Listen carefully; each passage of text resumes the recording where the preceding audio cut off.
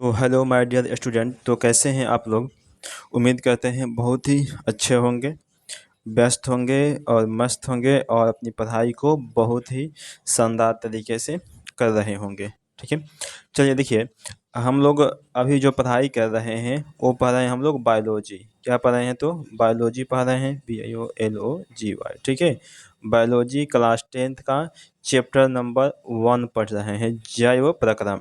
ठीक है, जिसमें हम आप लोगों को यहाँ 10 नंबर प्रश्न तक हम आपको पढ़ा दिए थे, यह साबित करने के लिए कि साबित करें कि प्रकाश संश्लेषण क्रिया के लिए क्लोरोफिल आवश्यक होता है।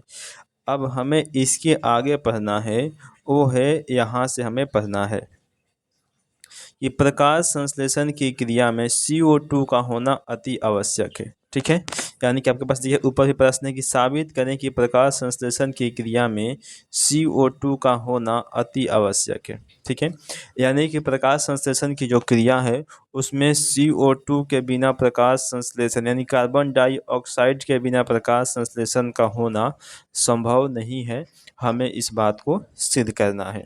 ठीक है, तो ध्यान रखिए, ये जब भी यह प्रश्न आपसे पूछे जाएंगे तो कम से कम 5 नंबर से तो कम नहीं पूछा जाएगा। ठीक है, यानी कि आपका 5 नंबर कंफर्म है अगर इस प्रश्न को आपके एग्जाम में पूछा जा रहा है तो। कितनी बार पूछा भी गया है इसलिए हम आपको बता रहे हैं। चलिए ठीक है, तो हम लोग शुरुआत करते हैं। देखिए, उत्तर लिखेंगे, इसे प्रमाणित करने के लिए हमें कुछ उपकरण चाहिए। ठीक है, यानी कि प्रकाश संश्लेषण की क्रिया में CO2 का होना अति आवश्यक है। हमें इसको सिद्ध करने के लिए, प्रमाणित करने के लिए हमें कुछ उपकरण की आवश्यकता होगी। क्या क्या चाहिए? तो पहले गमले में लगा एक पौधा चाहिए, दूसरा का KOH का घोल से भरी एक बोतल चाहिए और तीसरा का चाहिए कॉर्क और KI का घोल। ठीक है, चलिए देखिए, इसके बाद आइए हम देखते हैं इधर क्या क्या हमें चाहिए। और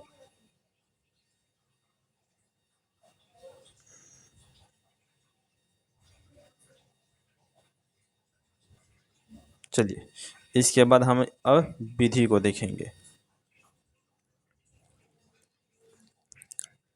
हमारे पास में दिया था कि विधि, गमले में लगे पौधे को 36 से 48 घंटे अंधेरे कमरे में रखते हैं। ठीक है, देखिए जो हमने पौधा लिया था गमला का, उसको 36 से 48 घंटे हम क्या करेंगे तो अंधेरे कमरे में रख देंगे। एक हरी पत्ती को चौड़े मुंह की बोतल से कॉर्क के बीच में इस प्रकार लगाते हैं कि पत्ती का आधा भाग KOH युक्त बोतल के अंदर रहे। बोतल के मुंह पर ग्रीस लगाकर वायु रुद्ध कर देते हैं। देखिए, यानी कि जो बोतल है उस बोतल के मुंह जो होता है उसको बंद कर देंगे और साथ में उसको ग्रीस लगा देंगे ताकि वह उसमें से हवा जो है बाहर से अंदर नहीं जा सके और अंदर से बाहर नहीं आ सके। कुछ समय के लिए धूप में रखते हैं तथा 1 से 2 घंटे के लिए हम धूप में रख देंगे। उसके बाद पत्ती को तोड़कर पानी में उबालकर एल्कोहल में धोकर, उसके बाद हमें क्या करना है कि पत्ती को तोड़ना है, उसको पानी में उबालना है और एल्कोहल से धोना है। ठीक है, उस पर पोटेशियम आयोडाइड का घोल डालते हैं।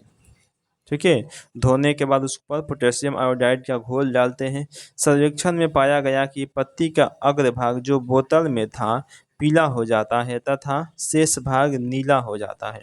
देखिए कह रहा है कि जो बोतल का जो भाग था वो क्या हुआ, अंदर वाला वो पीला हो जाता है और जो शेष भाग है वो नीला हो जाता है। ठीक है, देखिए कि अतः इस प्रयोग से यह सिद्ध होता है कि प्रकाश संश्लेषण की क्रिया में CO2 का होना क्या है, अति आवश्यक है। क्योंकि देखिए जहाँ पर CO2 नहीं मिल रहा था वहाँ का भाग पीला हो गया और जहाँ पर CO2 मिल रहा था वहाँ पर नीला हो गया। ठीक है, चलिए इसमें का एक और प्रश्न है बस, इसके बाद इसका कहानी खत्म हो जाएगा। कि एक प्रयोग द्वारा प्रमाणित करें कि प्रकाश संश्लेषण की क्रिया में ऑक्सीजन गैस मुक्त होता है। ठीक है, हमें एक प्रयोग करना है, एक प्रैक्टिकल करना है और उसमें साबित करना है कि प्रकाश संश्लेषण की क्रिया में CO2 गैस यानी ऑक्सीजन गैस जो है बाहर निकलता है, मुक्त होता है। लिखेंगे देखिए कि प्रकाश संश्लेषण की क्रिया में ऑक्सीजन गैस मुक्त होती है। इसके लिए यानी इसको सिद्ध करने के लिए हमें कुछ आवश्यक सामग्री चाहिए। वो क्या क्या है देखिए। पहला तो हमें बीकर चाहिए, उसके बाद प्रखनली चाहिए, कोई जलीय एक पौधा चाहिए और एक कीप चाहिए, और पांचवा जो है सोडियम बाइकार्बोनेट। ठीक है, इतनी चीज़ें की हमें आवश्यकता होगी। अब इसका जो सिद्धांत है चलिए उसको लिखते हैं। सिद्धांत है कि प्रकाश संश्लेषण एक जैव रासायनिक प्रक्रिया होती है जिसमें पौधे सूर्य के प्रकाश के उपस्थिति में CO2 और जल के सहयोग से ग्लूकोज का निर्माण करता है। ठीक है, देखिए प्रकाश संश्लेषण में क्या है कि जैव रासायनिक प्रक्रिया, ठीक है, यानी कि जीव रासायनिक प्रक्रिया है। इसमें जो पौधे होते हैं वो प्रकाश संश्लेषण की क्रिया करते हैं सूर्य के प्रकाश की उपस्थिति में। ठीक है, CO2 और जल के सहायता से, और इसी के सहायता से वो क्या करते हैं तो ग्लूकोज का निर्माण करते हैं, और इसी ग्लूकोज से क्या मिलता है उन्हें ऊर्जा मिलता है। चलिए अब इसका कार्य विधि हम लिखते हैं। देखिए पहले कि बीकर में 2/3 भाग जल लेंगे। जो बीकर हम लिए थे उसमें 2/3 भाग जल लेंगे। हाइड्रा के पौधे को पानी में डालकर कीप से ढक देंगे। ठीक है, तीसरा है कि अब कीप को जल से भरे प्रखनली की सहायता से सावधानी पूर्वक हम उसको ढक लेंगे। उसके बाद धूप में छोड़ने के बाद सर्वेक्षण में जांच में पाया गया कि पत्ती से ऑक्सीजन O2 का बुलबुला प्रखनली में दिखाई दे रहा है। उसमें नीचे नीचे से क्या होगा कि बुलबुला निकलेगा ऑक्सीजन का ऊपर की तरफ। अतः इस प्रयोग से यह सिद्ध होता है कि प्रकाश संश्लेषण की क्रिया में ऑक्सीजन गैस मुक्त होती है। ठीक है, देखिए अगला जो हमारे पास प्रश्न है वो है कि स्वपोषी पोषण तथा विषम पोषी पोषण में अंतर लिखें। लिखेंगे देखिए स्वपोषी पोषण और एक प्रकार लिखेंगे विषम पोषी पोषण। स्वपोषी में यह केवल हरे पेड़ पौधों में होता है और विषम पोषी में यह हरे पेड़ पौधे के अलावा सभी जीवों में होता है। ठीक है, यानी कि जो स्वपोषी पोषण होगा वो केवल और केवल हरे पौधों में होगा, लेकिन जो विषम पोषी पौधा होगा वह हरे पौधों को छोड़कर बाकी सभी में होगा। दूसरा है कि यह अपने भोजन खुद बना लेता है, लेकिन यह अपने भोजन के लिए दूसरे पर निर्भर रहता है। ठीक है, देखिए जो स्वपोषी होंगे वो अपना खाना खुद बनाएंगे, लेकिन जो विषम पोषी होंगे वह अपने खाने के लिए दूसरे जीव पर निर्भर रहते हैं। ठीक है, आगे देखिए 3 नंबर है, इसमें भोजन की पाचन की आवश्यकता नहीं होती है। स्वपोषी में भोजन की पाचन की आवश्यकता नहीं होती है, लेकिन विषम पोषी में इसमें भोजन की पाचन की आवश्यकता होती है। इसमें इसके लिए सूर्य प्रकाश CO2 H2O आवश्यक है, लेकिन इसके लिए सूर्य का प्रकाश CO2 आवश्यक नहीं है। अगर सूर्य प्रकाश नहीं रहेगा तभी जीवित हो जाएगा, अगर कार्बन डाइऑक्साइड नहीं है तभी जीवित रह जाएंगे। ठीक है, चलिए देखिए अगला प्रश्न हमारे पास 14 नंबर प्रश्न है। कह रहा है कि जंतुओं में पोषण कितने चरणों में संपन्न होता है। ठीक है, इसका उत्तर लिखेंगे कि जंतुओं में पोषण कई चरणों में संपन्न होता है। पहला है कि अंतर्ग्रहण, जंतुओं के द्वारा भोजन को शरीर के अंदर ग्रहण करने की क्रिया को अंतर्ग्रहण कहते हैं। ठीक है, चलिए दूसरा क्या है कि पाचन, शरीर के अंदर भोजन को सरल अणुओं में विघटित होना पाचन कहलाता है।